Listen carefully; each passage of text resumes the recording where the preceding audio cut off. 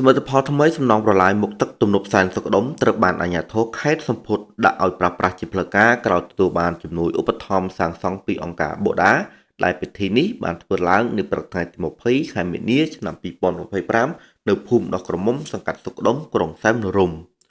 លោកហៀកសុផានអភិបាលក្រុងសែមនរមបានមានប្រសាសន៍ថាដោយមានការសហការនិងគាំទ្រពីអង្គការបូដាកម្ពុជាក្រោមគម្រោងការលើកកម្ពស់គុណភាពជីវិតនិងការពង្រឹងភាពធន់នៃទីក្រុងតាមរយៈអនាម័យប្រកបដោយចីរភាពរដ្ឋបាលក្រុងសែមនរមបានទទួលនូវសមិទ្ធផលមួយចំនួនរួមមានផែនការចក្ខុវិស័យតម្រង់ទិសសម្រាប់ក្រុងសែមនរមនាឆ្នាំ2030និង2040ជាក្រុងគួរឲ្យចង់រស់នៅប្រកបដោយចីរភាពមានភាពធន់និងបម្រែបម្រួលអាកាសធាតុជាមួយនឹងកំណើនសេដ្ឋកិច្ចដែលចូលរួមដោយវិស័យទេសចរធម្មជាតិសម្រាប់ប្រជាពលរដ្ឋគ្រប់រូបតំណាងអង្គការបូដាបានដឹងថាពិធីសម្ពោធដាក់ឲ្យប្រើប្រាស់ជាផ្លូវការនៅហេដ្ឋារចនាសម្ព័ន្ធប្រឡាយមុខទឹកទំនប់សែនសុខដុមដែលបញ្ចប់ការសាងសង់ថ្មីនេះគឺធ្វើឲ្យប្រសើរឡើងនៅហេដ្ឋារចនាសម្ព័ន្ធដ៏សំខាន់ដែលនឹងលើកកម្ពស់ការគ្រប់គ្រងទឹកក្នុងអាងស្តុបទឹកសែនសុខដុមនេះនិងផ្ដល់អត្ថប្រយោជន៍ដល់សហគមន៍មូលដ្ឋានគម្រោងនេះគឺជាផ្នែកមួយនៃគំនិតផ្ដួចផ្ដើមដ៏ទូលំទូលាយក្នុងគម្រោងការលើកកម្ពស់គុណភាពជីវិតនិងការពង្រឹងភាពធន់នៃទីក្រុងតាមរយៈអនាម័យប្រកបដោយចីរភាពដែលកំពុងអនុវត្តនៅក្រុងសែមនរមក្រុងក្រចេះនិងក្រុងច្បារមឿន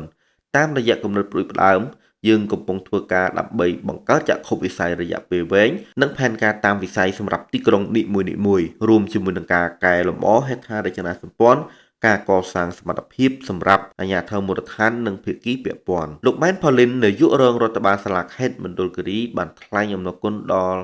ចំពោះដៃគូអភិវឌ្ឍន៍និងភាគីពាក់ព័ន្ធទាំងអស់ដែលបានចូលរួមចំណែកក្នុងភាពជោគជ័យនេះជាពិសេសអង្គការបូដាកម្ពុជាសម្រាប់ការខិតខំបំពេញការងារយ៉ាងសកម្មទាំងផ្នែកបច្ចេកទេសនិងការគាំទ្រផ្នែកហិរញ្ញវត្ថុនិងអគុណអាជ្ញាធរមូលដ្ឋានសម្រាប់ការគាំទ្រនិងការសម្របសម្រួលសហការយ៉ាងល្អលោកម៉ែនផូលីនក៏បានលើកទឹកចិត្តដល់មន្ត្រីពាក់ព័ន្ធនិងប្រជាពលរដ្ឋរស់នៅអាស្រ័យផលពីទំនប់ទឹកសែនសុខដុមនិងទំនប់សែនមនោរម្យត្រូវចូលរួមគ្រប់គ្រងសំណល់គ្រប់ប្រភេទឲ្យបានត្រឹមត្រូវដើម្បីការពារប្រភពទឹករបស់យើងពីការបំពុលជួយថែរក្សាការពារប្រភពទឹកដ៏សំខាន់នេះឲ្យមានបរិស្ថានល្អស្អាតសម្រាប់បម្រើដល់ផលប្រយោជន៍រួមទាំងអស់គ្នា